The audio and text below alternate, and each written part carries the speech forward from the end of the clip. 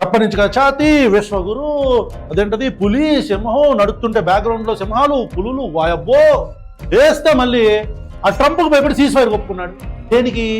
ట్రేడింగ్కి. ఈ ఒక్కటి మనం కాసేపు పక్కన పెడదాం. ఇంతకు ముందు ఏమన్నా చప్పనించగా తన ప్రతాపం ఏమైనా చూపించాడంటే 2020లో హైడ్రాక్సిక్లోరోక్విన్ సంబంధించి యుఎస్ ఒక రిక్వెస్ట్ చేస్తే యుఎస్ రిక్వెస్ట్ చేయలేదులే, ట్రంప్ బెదిరించాడు. డ్రగ్స్ ఇకపోతే నాకు పంపించకపోతే రిటాలియేషన్ ఉంటుందని బెదిరించాడు ఇదే ట్రంప్ 2020లో.